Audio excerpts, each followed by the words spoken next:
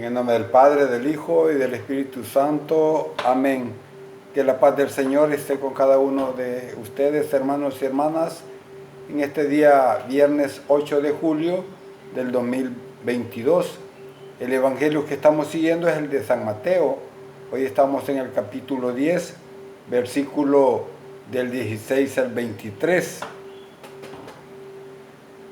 Fíjense que los envío como ovejas en medio de lobos.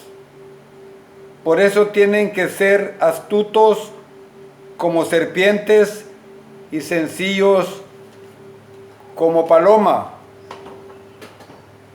Cuídense de los hombres, a ustedes los arrastrarán ante las autoridades y los azotarán en las sinagogas.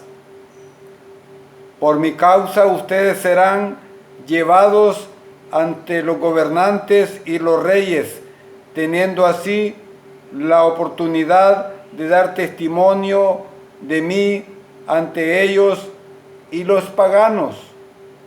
Cuando los juzguen, no se preocupen por lo que van a decir ni cómo tendrán que hacerlo.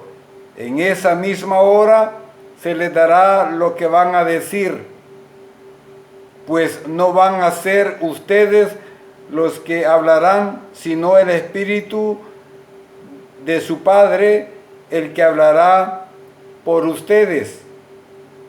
Entonces un hermano denunciará a su hermano para que lo maten, y el padre a su hijo, y los hijos se sublevarán contra sus padres y los matarán. A causa de mi nombre ustedes serán odiados por todos, pero al que se mantenga firme hasta el fin se salvará. Cuando los persigan en una ciudad, huyan a otra. Créanme que no terminarán de recorrer todas las ciudades de Israel antes de que venga el Hijo del Hombre. Palabra del Señor, gloria y honor a ti, Señor Jesús. Es importante entonces este mensaje, misioneros, hermanos y hermanas.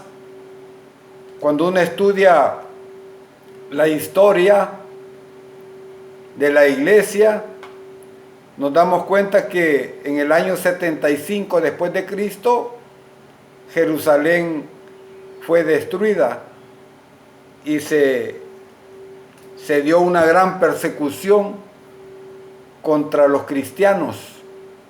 Bueno, Jesús recuerda a sus discípulos el peligro que puede encontrar en la misión. Ante el peligro, hermanos y hermanas, el Señor los exhorta a que sean astutos como la serpiente e inocentes como la paloma. Es decir, saber estar y ver las oportunidades para poder dar testimonio de Jesús. El Señor también les promete que Dios actuará en favor de ellos. Por eso no tienen que preocuparse por lo que van a decir.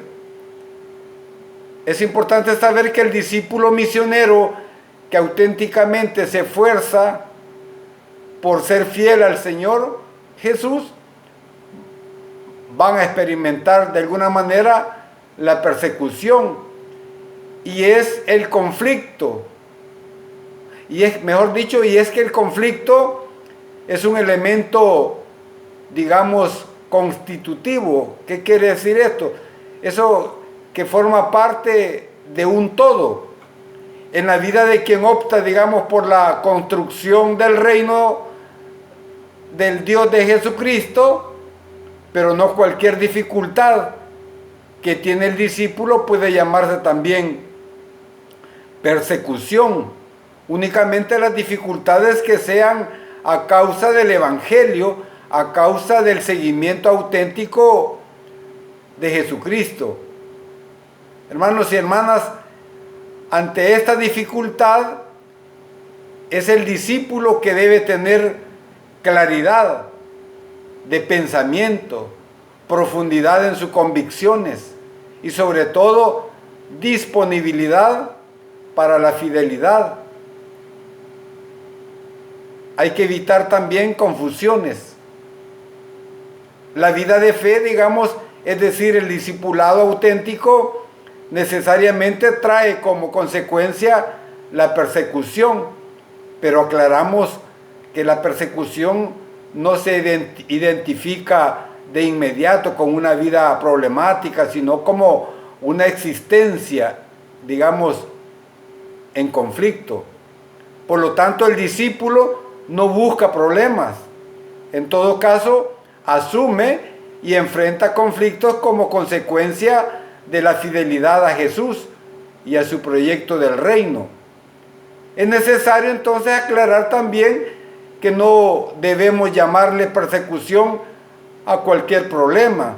Muchas veces hemos visto como persecución lo que más bien es un señalamiento correcto que refleja, digamos, el hastío y el enfado legítimo de alguna persona o grupo ante nuestra incoherencia evidente y ante la tentación permanente de victimizarnos, y consideramos siempre perseguidos. Hermanos y hermanas, debemos asumir con madurez que existe siempre una doble posibilidad. Podemos ser perseguidos o convertirnos también en perseguidores. Algo que sí debemos de saber es que el discípulo nace ya perseguido en este mundo. Por eso dice el Señor, seráis odiados de todos por causa de mi nombre. Hoy el Evangelio entonces remarca las dificultades y sobre todo las contradicciones, mejor dicho, que el cristiano habrá de sufrir por causa de Cristo y de su Evangelio, y cómo deberá, mejor dicho, resistir y perseverar hasta el final. Jesús nos prometió, yo estoy con vosotros todos los días hasta el final de los tiempos o al final del mundo, dice en Mateo 28:20, pero no ha prometido a los suyos un camino fácil. Hay mucha gente que le ofrecen maravillas, un camino de prosperidad. No es cierto, todo lo contrario. Les dijo, seréis odiados de todos por causa de mi nombre. Nos pasa a todos. Persecución en la casa, en la misma comunidad. A veces caemos mal cuando queremos hacer las cosas bien, o cuando queremos anunciar a Cristo y denunciar también el pecado. Por lo tanto, hermanos y hermanas, la iglesia y el mundo son dos realidades, por supuesto difícil de convivencia. El mundo que la iglesia ha de convertir a Jesucristo no es una realidad neutra, como si fuera, digamos, cera, una cera virgen que solo espera el sello que le dé forma. Esto habría sido así solamente si no hubiese habido una historia de pecado entre la creación del hombre y su redención. Por lo tanto, hermanos y hermanas, el mundo como estructura apartada de Dios obedece a otro Señor, que el Evangelio de San Juan denomina como el Señor de este mundo, el amo de este mundo, el enemigo del alma, al cual el cristiano ha hecho juramento en el día de su bautismo de desobediencia, de plantarle cara para pertenecer solo al Señor y a la Madre Iglesia que le ha engendrado en Jesucristo. Pero el bautizado continúa viviendo, digamos, en este mundo y no en otro. como ya dice San Juan en el capítulo 17, no renuncia a la ciudadanía de este mundo, ni le niega su honesta aportación para sostenerlo y sobre todo para mejorarlo. Hermanos y hermanas, los deberes de ciudadanía, digamos, cívica, son también deberes cristianos. Pagar los impuestos, toda la renta, es un deber de justicia para el cristiano. Jesús dijo que sus seguidores, oiga bien, estamos en el mundo. Allá en el capítulo 17 de San Juan, 14-15. Pero él decía, no somos del mundo. No pertenecemos al mundo incondicionalmente. Solo pertenecemos del todo a Jesucristo y a la iglesia verdadera patria espiritual que está aquí en la tierra y que traspasa, podríamos decir, la barrera del espacio y del tiempo para desembarcarnos en la patria definitiva que es el cielo. Entonces, esta doble ciudadanía choca indefectiblemente con las fuerzas del pecado y del dominio que mueven los mecanismos mundanos. Repasando la historia de la iglesia, decía Newman, era un sacerdote anglicano que se convirtió al catolicismo y que luego la iglesia lo convirtió en un cardenal en la época del Papa León XIII. Él decía que la persecución es la marca de la iglesia y quizás la más duradera de todas. Jesús nos dijo, yo os mando como ovejas en medio de lobos. Dice el Papa Francisco que el cristiano más bien deberá ser prudente y a veces incluso astuto. Estas son, dice, las virtudes aceptadas por la lógica evangélica, pero la violencia nunca.